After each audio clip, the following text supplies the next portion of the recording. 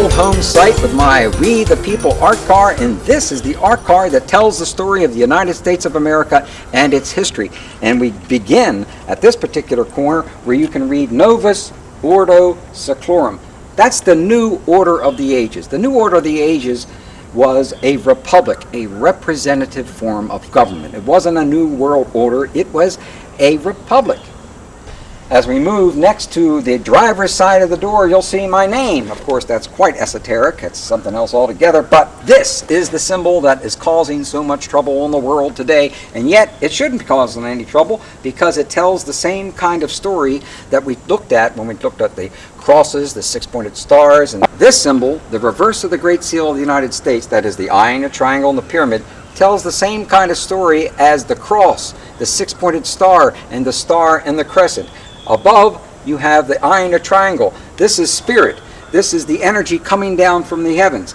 Here you have the pyramid. The pyramid is the mother symbol. It is actually the mountain symbol. And when you come together of the spirit and matter, the physical, the male and the female, then you have the same story of unity. Balance. This is a symbol of balance. That's what the new order of the ages is about. You have to balance out consciousness. Over here to the left, you'll see the yellow submarine. Yellow submarine I did a book on, which basically tells the story of the yellow submarine, which everyone now knows the Beatles had nothing to do with. But back there in 1968, everyone thought the Beatles had something to do with it. But it's been a favorite story as far as I'm concerned all my life, from 1968 on, with a little flag, Bravo, Leon Day, Hall of Fame, 1995. I mentioned something about the empathy by which one acquires by being in the studio for long periods of time. My empathy towards especially African Americans and the Negro League baseball players was such that we took literally about 15 years of our energy, time, and money to try to correct that situation in which Negro League players are now in the Hall of Fame. Leon Day especially in 1995 made it. 6 days after he got voted in, he died. So we didn't win everything there, but we got somewhere. Down here you will see a bus. This is the Woodstock bus, the bus that we're going to take a look at a little later on. I don't own the bus, but the model of it has been created. And my motto, which is not my motto, but I stole it. I stole this motto, rebellion to tyrants is obedience to God, from Benjamin Franklin. Thomas Jefferson liked it so much, he stole it from Benjamin Franklin, so if Thomas Jefferson can take it, I think I can borrow it from him as well. And that literally is, and when you do have a tyrant in there, and we had tyrants in the last 8 years, you have to rebel against them. That's being obedient to the supreme being within inside yourself. This individual, this African-American individual, Benjamin Banneker, was a really important individual as far as the founding of this country goes. Benjamin Banneker was the individual, an astronomer, an African-American astronomer. There were no African-American astronomers anywhere else in the world until the United States of America. And what this individual, this Banneker, was able to do was survey and lay out Washington, D.C. As you know, there's a lot of discussion about the monuments in Washington, D.C. If you've seen Dan Brown, you know that he believes that there's something was going on, some kind of story was happening there. Benjamin Banneker, the African-American astronomer who laid out Washington, D.C. This is a photograph of his actual telescope that actually he was able to, and made a statement which has really been very puzzling, and that is he believed there was life outside of our planet. He actually said basically where he thought this life was, and that I think was fascinating. Star Sirius, the Star Sirius and its other two stars. And that's one of the reasons why the Star Sirius is important in Washington, D.C. symbolism. When we come to the back of the car, you will see the constellation of Virgo. Virgo is extremely important to the United States, especially mainly because many astrologers do believe that our country literally is ruled in many ways by this Virgo, this symbol of the mother. Again, it's the divine feminine. I wanted the divine feminine to be up and above everything else in this particular car. As we get to the other side, you'll see another one of the divine feminines, which is the Statue of Liberty. It's our interpretation of Virgo, which is the Statue of Liberty, a goddess, literally, from that standpoint. Then we have what is connected with, this Virgo is connected with especially the reverse of the Great Seal. This is the reverse of the Great Seal, which is the colored version, which you don't see at all anywhere. And I wanted to put it by this wheel back here because I wanted to get it moving. That's one level of symbolism you got here. There are multiple levels of symbols, meanings in every part of this car. There's stories within stories within stories. And I'm only giving you one or two levels of these particular stories. But it's when we come to the back of the car that you're going to begin to see what I really think is important about the United States of America and the influences that we should have paid attention to. Here we have the Liberty Bell. The Liberty Bell. Bells are very sacred to very ancient cultures. Perhaps one of the most important symbols of the United States of America is the Liberty Bell. And the Liberty Bell, all bells were symbols of sound. What kind of sound? It's a sound of the deity, like Aum, Om, mantric, chants, etc. That's what the bell and the sound literally is about. But unfortunately, we have some fundamentalists today that basically say that the Liberty Bell is a satanic symbol, a symbol of the devil, because they say that the origin of the bell is Baal, B-A-A-L. Well, they're not really spelled the same. We all understand that, but they kind of stretch issues there. Their belief is that the Liberty Bell is satanic, and being satanic is the kind of thing that they want to destroy. They want to eliminate. They they feel the same way about the Statue of Liberty. Now you're talking about tens of millions of Americans that believe this. It's part of what they are taught, and the fundamentalists do believe this. You go up on the internet, you'll see this all over the place. However, when we get to the back of the car, this, as far as I'm concerned, is the most important part. Now we're at the rear of the We the People biodiesel art car, which is stated right there. We want to make everyone sure that they understood that this is a biodiesel art car.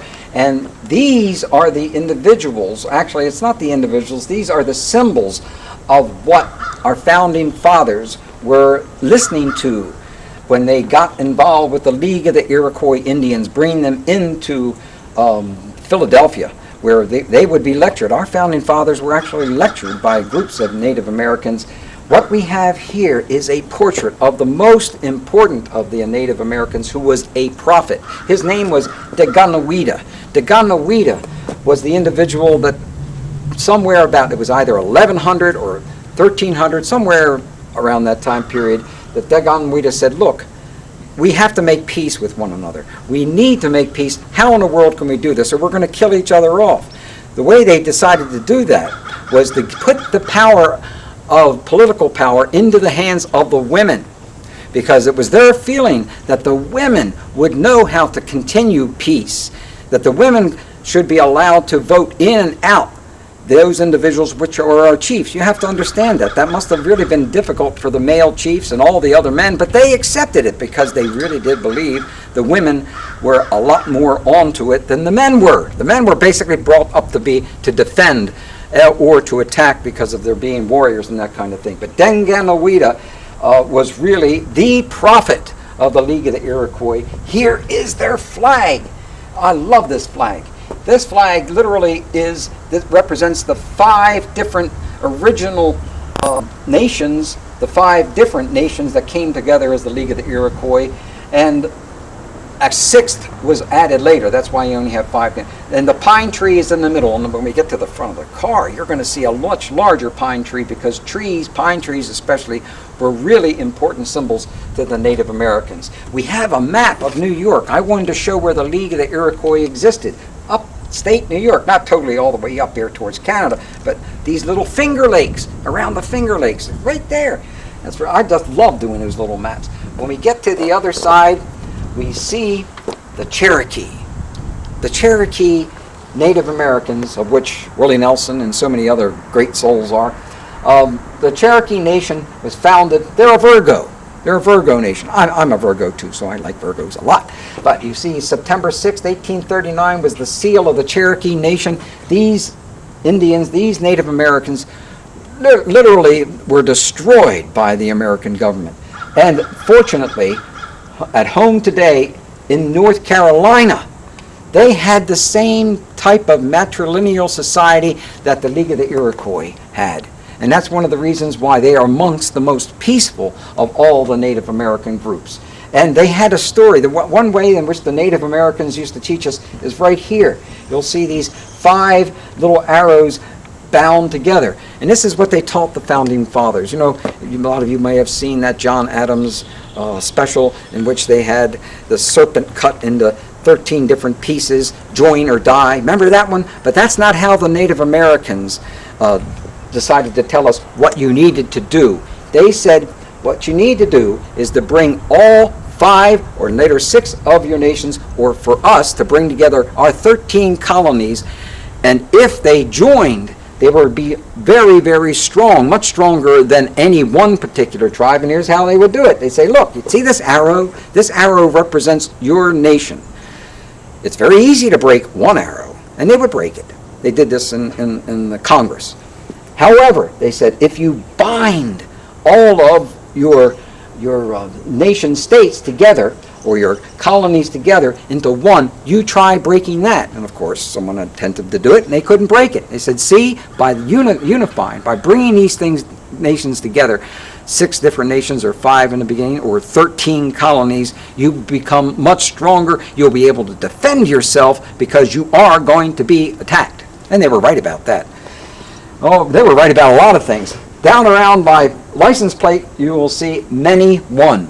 This is the key to all ageless wisdom teachings. This is the perennial philosophy. This is e pluribus unum. From the many, we form one. From the many states, we form one union. And in the future, way ahead in the future, in the decades ahead, the many countries become one planet. Yeah, I know how corny that sounds, and a lot of people don't think that's going to happen, but it is. We are moving towards one people on one planet. That is the destiny of the world, but it's also what the destiny of America was. America was to show the way. It was to show that you could have a representative form of government, that we all could be representative, and that monarchies weren't the way to go. When we get to the other side of the We the People art car, you're going to see a very different type of interpretation, a very different group of symbols, all the way from Jimi Hendrix to Thomas Jefferson. Well, here we are at one of the most advanced souls I've ever met in my life with Brother Jimi Hendrix, and I spent a tiny bit of time with Jimi Hendrix and talking about symbols, but the symbol of Woodstock is key here. We are one. Doesn't that sound familiar? One people, one planet, e pluribus unum, many one. It's the same story. And that's what Jimi was about. That's what basically most of the individuals that I met backstage, whether it be the Doors or Tim Buckley or whoever it was, these individuals knew that we were one people on one planet, and if that's true, what in the world are we fighting each other for? Which sounds kind of simplistic, but it's true. It's true. You're fighting your own family. Why do you want to do that? Jimi, of course, is holding up his 2 little fingers here. He's giving us the peace sign. He's wearing these turquoise clothes, great thing to wear, and he's standing in front. He was very, very pro-American. Yeah, you know that he was a paratrooper. You know he hurt himself when he jumped out of the planes a couple of times. But Jimi literally is standing in front of that 15-star flag of Fort McHenry. Now, as you know, our flags change by the number of states that come in to them, but unfortunately back there in 1830s and around that time period, 1812, when we had a 15-star flag and then we had 16 states, 17 stars, 18 states, there are no 16-star flags. There are no 18-star flags. They didn't catch up. We still had a 15-star flag when we should have had an 18-star flag. That's not a big problem or anything like that, but that's the reason why I put Brother Jimi in front of the symbol of Baltimore, of Maryland, because Baltimore is part of that particular history. We stopped them, which was the key thing. Later on, of course, we had to fight them again in 1812, but at least we stopped them in that time period. Now, you know what that symbol is. This is the peace symbol. This symbol is one of the most misunderstood symbols by the fundamentalists. You know what they look at this and they say this is? They say this is a broken cross. They say what happened here is they've taken the cross and broke it. In other words, It's crushing Christianity. I've got little pamphlets all over the place that I've collected during the 60s that would tell you how satanic this particular symbol is. What a waste of time. This is a very important symbol of this is literally against no nukes. That's what the peace symbol literally is about. Underneath it is the bus that I painted that went up to Woodstock called the Light Bus. It's no longer known as the Light Bus. It was a group of individuals that I had worked with a long period of time, and Bob Grimm is his name. He became one of the Four Seasons. Remember the Four Seasons? Well, he was very successful traveling around the whole planet, but at the same time, Bob, like any other artist, wants to grow and develop. If you're any one particular singing group and you're not necessarily in harmony with everybody else, you're going to keep changing as he did. Light. What is light? Light is super consciousness. Light is literally the illumination which comes from God. Now that's quite a name. Light, and that's what that singing group was trying to do. We'll talk about that light bus later on. But above it all is Mom.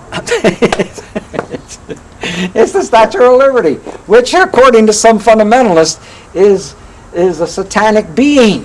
Why? Because it's a goddess. It was meant to be a goddess. There was a conscious movement towards it being a goddess, because the goddesses always took care of our planet. The goddesses are what got us out of the wars and that type of thing. The Statue of Liberty here is directly involved here in this entire line, and it's the fact that Jimmy's over here with his left hand sticking up peace, and she's over here with her right hand symbolizing peace, etc., tells the same story of balance. That's what I meant before, that there are multiple levels within this car that tell other levels of stories, because we can't tell them all at once. It'd be impossible. Now we come to my favoriteest founding father in the whole wide world, Thomas Jefferson. Thomas Jefferson, whose signature is under, he didn't sign the car. We understand that, but I did. Thomas Jefferson's name down here, and Thomas Jefferson and Monticello. The story of this man is an extraordinary soul. You know, I mentioned Benjamin Banneker a little later on, a little earlier on. Benjamin Banneker was so strong that he actually confronted Thomas Jefferson. Now, how many times you get a chance to confront a president, especially if you're an African American in that time period? And he said, well, why do you got slaves? You know, you're giving us praise for all of this, all the kind of work, and that we have just the same amount of intelligence as you, but you still have slaves. Now, that was the problem that Jefferson did not handle well. I mean, just because he's my favorite person in the world, I can't make all of the excuses in the world for that kind of thing. But to understand Thomas Jefferson today, according to the fundamentalists, this is an evil man. That's right. They think this is an evil man, but I don't think so. Yes, he made some mistakes. I've already touched on a few of his mistakes, but one of the things that most people don't realize with his relationship with Sally Hemings, of which he probably had children by, was that his wife made him promise that when she died, he would not remarry.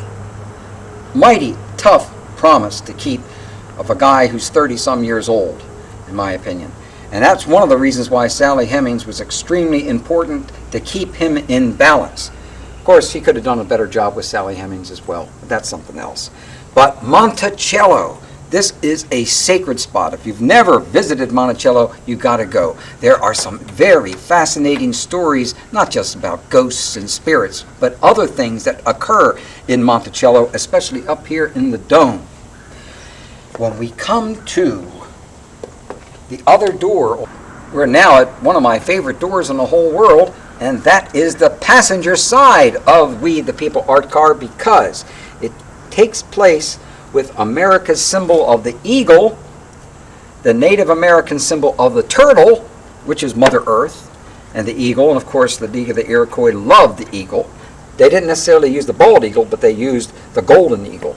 In the eagle's mouth, which you would find on the front of the Great Seal, is usually E pluribus unum.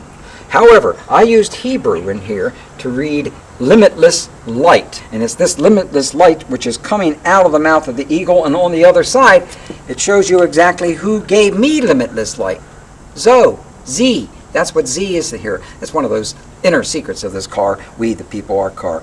Above the eagles, or behind the eagle's head, is the Oneida tribe and the Seneca tribe, but it is below the eagle that you really get into what's called a most important symbol, and that is the wampum belt. Now, most people, when you hear about wampum, they think it's money. It wasn't originally money. It had nothing to do with money, but wampum belts were created for very special occasions, like the founding of a country and a celebration of the time of the year, the solstices or equinox. But what you see here is the actual belt. There are 13 different human beings, all interconnected, holding hands in the house here. This little house here is related to the White House, and each one of these human beings is a colony. We're part of the colony. That is one of the states at that time, even though you wouldn't necessarily, I think, refer to them. They were just as grouped as a colonies. So the very foundation of America on this particular door is telling you what's giving us limitless light. It is the fact that we are a union. We, the people. Same thing as one people, one planet, and the same thing what Jimi Hendrix and Woodstock would tell us is we are one. American flags have always been a great interest to me. And when we come to these two particular flags, these are one of my favorite, both of these are one of my favorite flags. The first is this 26 star. This is a 26 star flag, which they refer to as the comet. And that's what you take a look at this comet tail. This is supposedly the tail of the stars here. I loved that particular balance of stars. And if you take a careful look at the stripes, you'll note this. Each one of these stripes, even though you probably are seeing it as one red, is made up of about 8 different reds to oranges, layered on top of one another with a brush that was less than 1/8 of an inch in diameter when I was working with it. And there are 3 coats of every color. That's the reason why these colors are so intense. This, by the way, this paint, the one-shot paint that we use, is some of the worst paint for your health possible. If you drank a can of one-shot paint, you'd be dead. I mean, it's so full of lead and all the cadmiums and that kind of thing. It's the kind of paint you really don't want to work with unless you want to make something permanent. And that's what I tried to do with this particular car.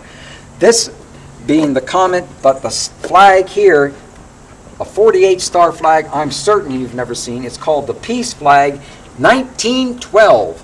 And in this 1912 flag, you will see in the center a 6-pointed star created out of 5-pointed stars through other circles and on the outside. It is one of the most fantastic of all the flags, 1912, and I wish we had more of them.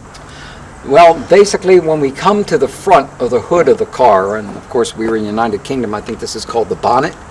We come to the hood of the car, we're going to take a look at really what the founding fathers were trying to relate to us in regards to the League of the Iroquois Indians, because this is the foundation of the car.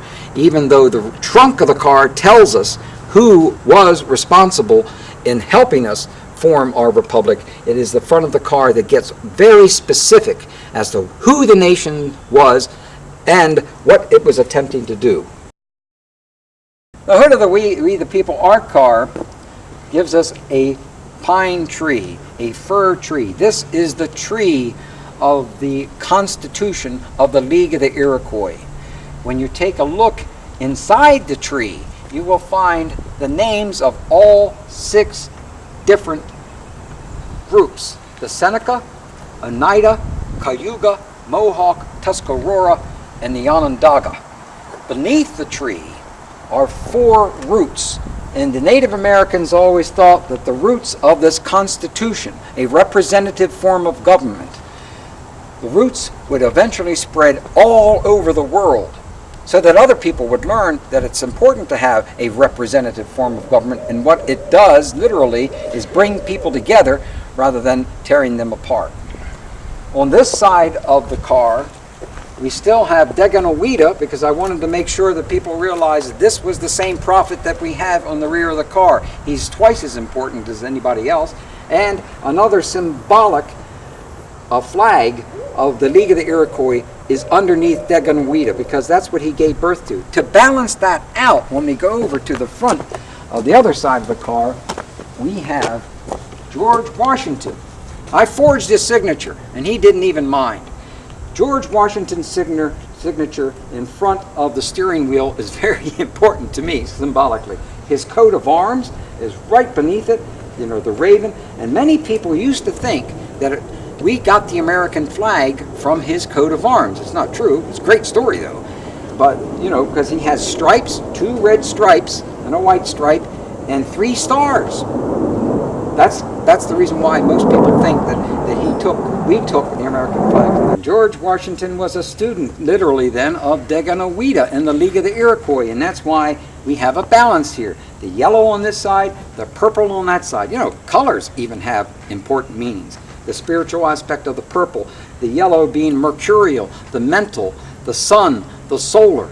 This is another balance that we're talking about, which is also found in the fact that when you take a look and you move up to the roof of the car, you will find the Great Seal's front, the obverse, at the very top. And I deliberately put the bald eagle above the driver's seat, along with, because literally I wanted E pluribus unum. That's literally, I think a lot of people loved it from Wizard of Oz, but I think that takes a lot more, is a lot more meaning than most people would ever think, because it is this many oneness, and that is the key to the universe.